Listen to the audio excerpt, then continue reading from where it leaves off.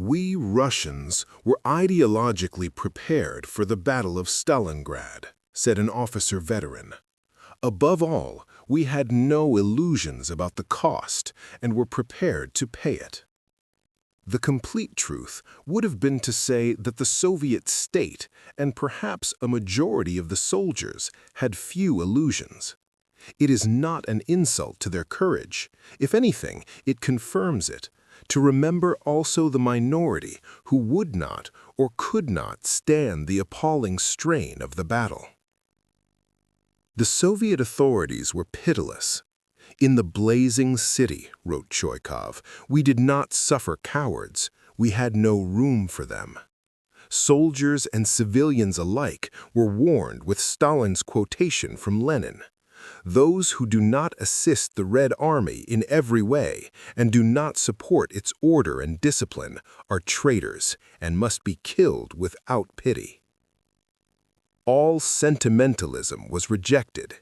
In total war, there were bound to be miscarriages of military justice, just as frontline troops risked being killed by their own artillery or aircraft. Establishing a ferocious discipline was hard at first. Not until 8 October did the political department of the Stalingrad front feel able to report to Moscow that the defeatist mood is almost eliminated and the number of treasonous incidents is getting lower. That the Soviet regime was almost as unforgiving towards its own soldiers as towards the enemy is demonstrated by the total figure of 13,500 executions, both summary and judicial, during the Battle of Stalingrad.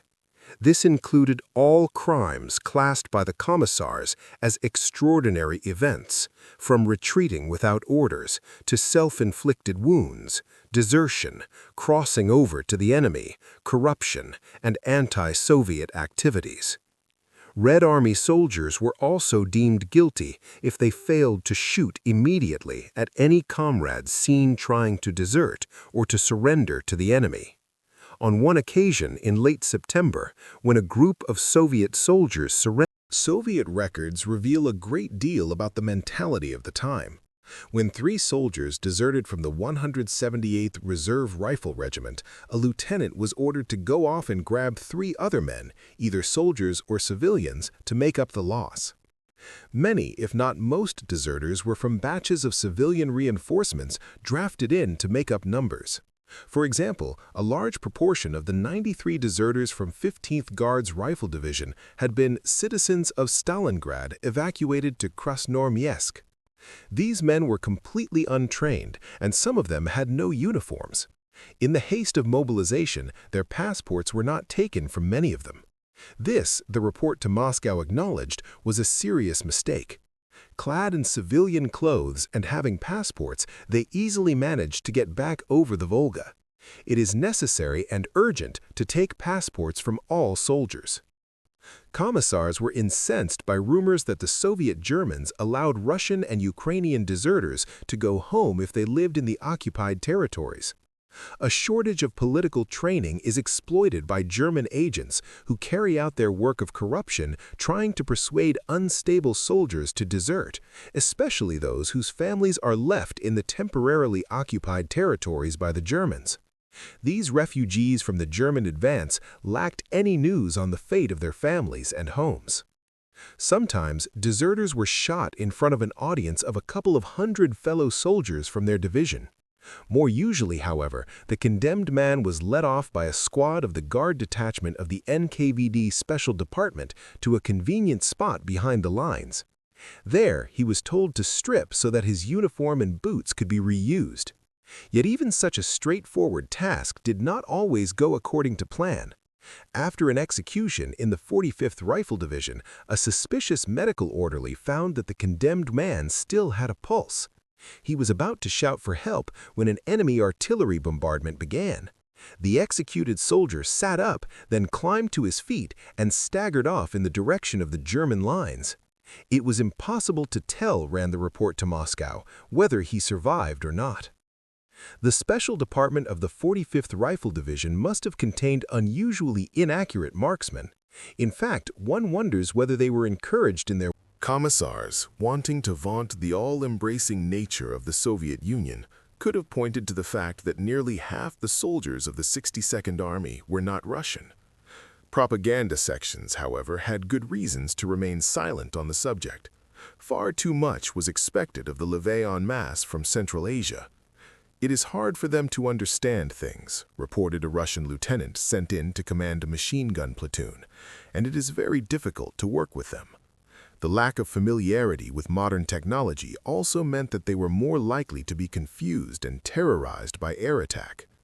Language difficulties and consequent misunderstandings naturally made things worse. One formation, 196th Rifle Division, which was mostly Kazakh, Uzbek, and Tartar, received such severe losses that it had to be withdrawn from the front to be reconstituted.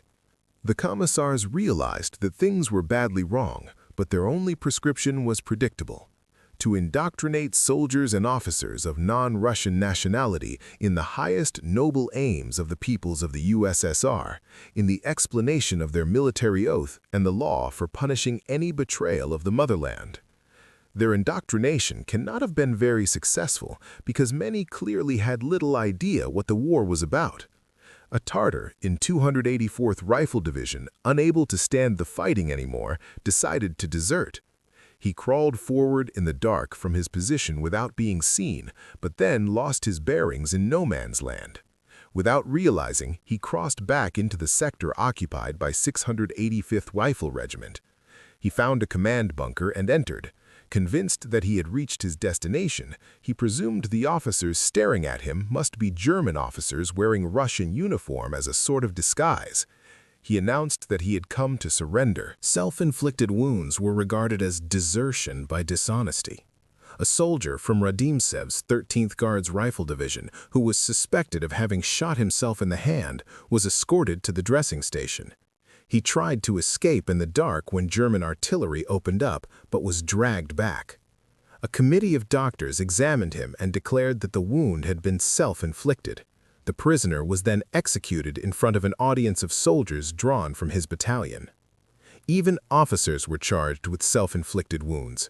A 19-year-old lieutenant in 196th Rifle Division, having been accused of shooting himself through the left palm with a submachine gun, was executed in front of an audience of officers from his formation. The report implies, with unconvincing logic, that his guilt was self-evident because he had tried to hide his crime by applying a bandage. Malingerers were seen to belong in the same category. 11 soldiers in a field hospital pretended to be deaf and dumb, Dobrynin recorded, then added with grim satisfaction, but as soon as the medical commission decided that they were fit for military duty and their papers were passed to the military tribunal, they started talking. The ultimate self-inflicted wound was suicide.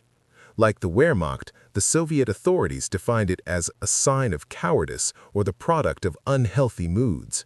Even the definition of cowardice could take many forms. One pilot, who bailed out of his burning plane, tore up his Communist Party candidate's card immediately after landing because he thought he had come down behind German lines. On his return to base, the commissar accused him of cowardice under Stalin's Order number 270, even though Soviet propaganda emphasized that the Germans executed communists on the spot. The NKVD and the political department of Stalingrad front worked extremely closely on any hint of anti-Soviet activity. For example, men found with German leaflets were handed over to the NKVD. It was dangerous to pick one up, even for rolling a cigarette of Makorka tobacco.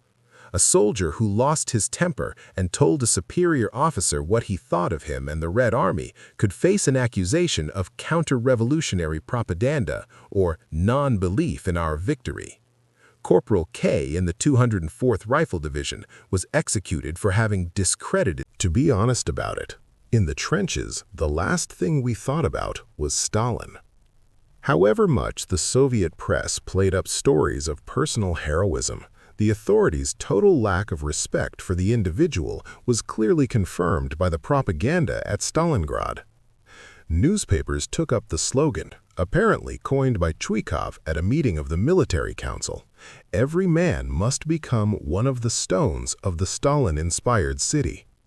One of Chuikov's officers added admiringly that the 62nd Army cemented the stones of the Stalin-inspired city like living concrete. This theme reached its ultimate expression in the monstrous post-war memorial constructed on the Mamayev Kurgan, where the figures of soldiers among the ruins are deliberately portrayed in bas-relief of brickwork. This monument to the Soviet Union, not to the soldiers themselves, virtually turns them into a terracotta army like those of Chinese emperors. Even day-to-day administrative policy confirmed the impression of soldiers as discardable items. New boots, uniforms, and equipment were reserved for new armies being formed in the rear. For frontline soldiers at Stalingrad, replacement items did not come from the quartermaster's store, they came off the bodies of dead comrades. Nothing was wasted when it came to burial. Men were even sent forward at night into no man's land to strip corpses to their underclothes. The sight of fallen comrades, left semi-naked in the open, revolted many. When winter came in its full force, snow camouflage suits became especially precious. A wounded soldier would try to take off the white coverall before it became blood-stained. It was a well-known occurrence for a soldier too badly wounded to remove his snow camouflage suit to apologize for any marks to those taking it from him.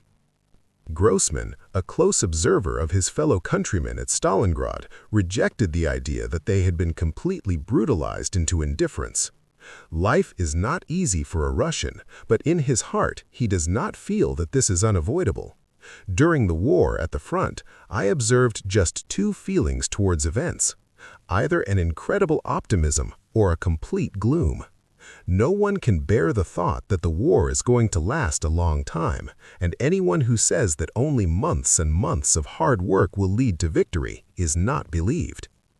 The truth was that in such a terrible battle, you could only think about surviving for the rest of that day or even hour.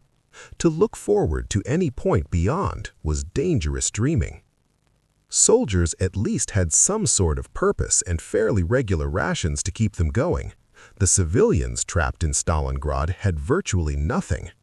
How over 10,000 of them, including 1,000 children, were still alive in the ruins of the city after over 5 months of battle remains the most astonishing part of the whole Stalingrad story.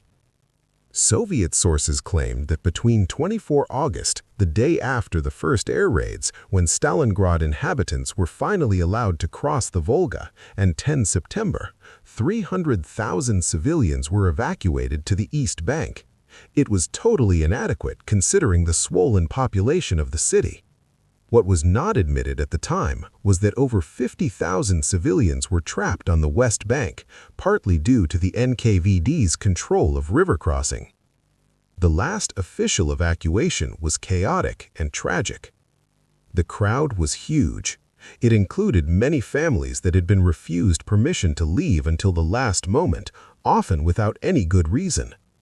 The steamer became dangerously overloaded, so no more people were allowed on board. Those left behind on the jetty stood watching the ferry leave. They despaired for themselves, but then, only 50 yards out from the jetty, it was hit by a bomb and sank, blazing, in front of their eyes. Many civilians couldn't even get near the river's edge, having been trapped behind German lines by the Sixth Army's rapid advances. Hitler, on September 2nd, had ordered German soldiers made use of Stalingrad orphans themselves. Daily tasks, such as filling water bottles, were dangerous when Russian snipers lay in wait for any movement. So for the promise of a crust of bread, they would get Russian boys and girls to take their water bottles down to the Volga's edge to fill them. When the Soviet side realized what was happening, Red Army soldiers shot children on such missions. A precedent for such ruthlessness had been set during the early stages of the siege of Leningrad, when civilians had been used by German troops as a shield. Stalin had immediately issued an order that Red Army troops were to kill any civilians obeying German orders, even if they were acting under duress. This instruction was implemented in Stalingrad. The enemy, reported the 37th Guards Rifle Division, forced civilians forward to drag back dead German soldiers and officers.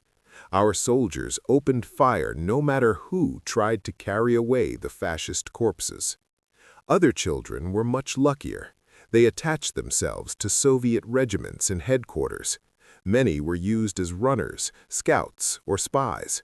But the smaller orphans, some as young as 4 or 5, were just mascots. 6th Army Headquarters established one commandantur for the center and north of the city, and another for south of the Tsaritsa. Each had a company of Feldgendarmerie responsible, among other things, for guarding against sabotage and registering and evacuating civilians. Instructions were issued that anyone who failed to register would be shot. Jews were ordered to wear a yellow star on their sleeve. The Feldgendarmerie worked closely with the secret field police under Commissar Wilhelm Moritz. One kommandantur officer, captured after the battle, admitted during interrogation that their tasks had also included the selection of suitable civilians for forced labor in Germany and the handing over of communist activists and Jews to the SD. Stalin sources claim that the Germans executed over 3,000 civilians during the fighting, and that more than 60,000 civilians from Stalingrad were transported back to the Reich on Hitler's order as slave labor. The number of Jews and communists arrested by the 6th Army's Feldgendarmerie and handed over to the SS is not given. Sonderkommando 4A, following the 6th Army's advance, had reached Nizhny Chirska in the wake of 24th Panzer Corps on 25 August and promptly massacred 2 truckloads of children, the majority aged between 6 and 12. They had also executed a number of communist officials and NKVD informers denounced by Cossacks, whose kulak families had suffered greatly at the regime's hands. The Sonderkommando remained in the Stalingrad area until the 4th week of September.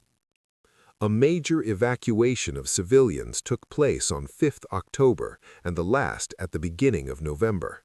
Batches of civilians were selected for loading onto cattle trucks at railheads to the rear. The misery of refugees was all too evident. The Ys took every blanket they could carry to barter for food in the weeks ahead. These Stalingrad civilians were marched first to an improvised camp near the village of Voroponovo, now Gorkovsky, then on to other camps at Marino. On the sectors away from the city itself, fewer German prisoners seem to have been killed on capture once Soviet military intelligence started to become more sophisticated. Their need for accurate information from prisoners grew rapidly in October, while Zhukov and his staff were planning the great counterstroke. The Soviet interrogation of German prisoners of war, which usually took place on the day after capture, followed a fairly set pattern.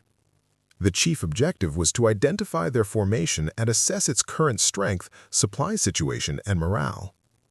German prisoners were also asked such questions as, had they been a member of the Hitler Youth? What did they know of preparations for chemical warfare? What partisan actions had they heard about or witnessed? How effective were Soviet propaganda leaflets? What did their officers tell them about communists? What had been their division's... Out of an instinct of self-preservation, prisoners often said what they expected the Russians to want to hear. In some cases, it also happened to be the truth. Older soldiers, said another corporal, do not believe the propaganda stuffed into our heads by Goebbels. We remember the unforgettable lessons of 1918. By mid-September, captured German soldiers were openly admitting to their Russian interrogators that they and their comrades were afraid of the approaching winter. Many of the prisoner interviews were carried out by Captain N.D. Dyatlenko of the NKVD, a German speaker transferred to the 7th Department of Stalingrad Front. Lieutenant Colonel Kaplan, the 62nd Army's Deputy Chief of Intelligence, on the other hand, had to interrogate prisoners through his interpreter, Derkachev. Kaplan clearly wasted little time when he got to work. After a badly wounded corporal revealed that 24th Panzer Division was reduced to 16 tanks, Kaplan noted at the bottom of the page, "The interrogation was not completed because the man soon died of his wounds." Already aware of the tensions between the German and Romanian armies, Kaplan was also interested in strained relations within the Wehrmacht. Austrian prisoners, perhaps in the hope of better treatment, complained of the behavior of German officers who discriminated against them. A 32-year-old Czech in the 24th Panzer Division, who was captured on 28 September, even volunteered to fight for the Soviet Union. Red Army intelligence's main priority at this time, however, was to form an accurate assessment of the Germans' dependence on Allied divisions along the Don front and in the Kalmyk steppe. A number of German regimental commanders at this time were horrified at the replacements they were being sent. One in the 14th Panzer Division wrote that very energetic measures were needed to correct the absence of strength of will and bravery. The greatest weakness, however, remained the Allied troops, represented as full armies on Hitler's situation map. The morale of Italians, Romanians, and Hungarians alike had been shaken by isolated partisan raids on their trains to the front. It soon began to suffer badly from Russian air attack, even when few casualties were inflicted. And when they faced a Russian ground attack with Katyusha rockets from a Stalin organ, their troops began to wonder what they were doing there. Soviet aircraft dropped leaflets written in Hungarian. The Italian Eighth Army, which held the Don flank between the Hungarians and the Third Romanian Army, had caused concern to the Germans ever since late August.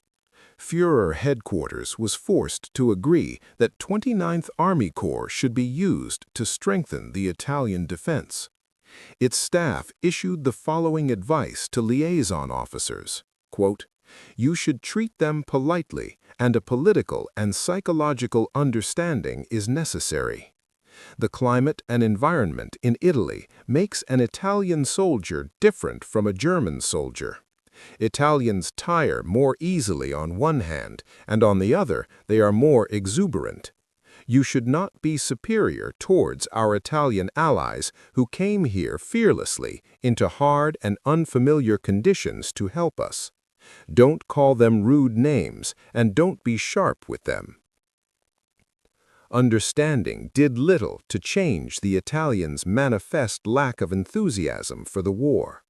A sergeant, when asked by a Soviet interpreter why his whole battalion surrendered without firing a shot, replied with sound civilian logic, quote, "We did not fire back because we thought it would be a mistake." End quote. The Sixth Army, in a show of anti-Comintern unity, even had an Allied unit in the form of the 369th Croatian Regiment attached to the Austrian 100th Jaeger Division. On 24 September, the Poglavnik of Croatia, Dr. Ante Pavelic, arrived by air to inspect his troops and present medals. He was greeted by General Paulus and a guard of honor provided by Luftwaffe ground troops. Strategically, the most important Allied formations were the two Romanian armies on either flank of Paulus's Sixth Army. Not only were they ill-equipped, they were not even up to strength. The Romanian regime, under pressure from Hitler to provide more troops, had drafted more than 2,000 civilian convicts sentenced for rape, looting, and murder. Half of them were sent to 991 Special Strafe Battalion, but so many deserted on its first encounter with the enemy that the unit was disbanded, and the remainder transferred to the 5th Infantry Division on the Don front opposite Serafimovic. Romanian officers appear to have been unusually paranoid about the enemy infiltration of their rear. Outbreaks of dysentery were regarded with more than suspicion. Quote, "Russian agents have been carrying out mass poisonings in the rear to cause casualties among our troops." End quote. Russians in the German army can be divided into three categories: a captured Hiwi told his NKVD interrogator. Firstly, soldiers mobilized by German troops, so-called Cossack sections, which are attached to German divisions. Secondly, Hilfswillige, made up of local people or Russian prisoners who volunteer, or those Red Army soldiers who desert to join the Germans. This category wears full German uniform with their own ranks and badges. They eat like German soldiers and are attached to German regiments. Thirdly, there are Russian prisoners who do the dirty jobs, kitchens, stables, and so on. These three categories are treated in different ways, with the best treatment naturally reserved for the volunteers. The ordinary soldiers treated us well, but the worst treatment came from officers and NCOs in an Austrian division. This particular Hiwi had been one of 11 Russian prisoners taken from the camp at Novo-Alexandrovsk at the end of November 1941 to work for the German army. 8 were shot when they collapsed on the march from starvation. This survivor was attached to a field kitchen with an infantry regiment where he peeled potatoes. Then he was transferred to looking after horses. Many of the so-called Cossack units formed for anti-partisan and rear area repression, which he mentioned, contained a high proportion of Ukrainians and Russians. Hitler loathed the idea of Untermensch Slavs in German uniforms, so they had to be redefined as Cossacks, who were considered racially acceptable. This reflected the fundamental disagreement between the Nazi hierarchy, obsessed with the total subjugation of the Slav, and professional army officers, who believed that their only hope was to act as the liberators of Russia from communism. As early as the autumn of 1941, German army intelligence had come to the conclusion that the Wehrmacht could not possibly win in Russia unless it turned the invasion into another civil war. Hiwis who were induced, through promises, to volunteer from prison camp were soon disabused. The Ruthenian deserter, during his interrogation, described some Hiwis he had encountered when looking for water in a village. They were Ukrainians who had deserted to the Germans in the hope of getting back to their families. "We believed the leaflets," they told him, "and wanted to get back to our wives.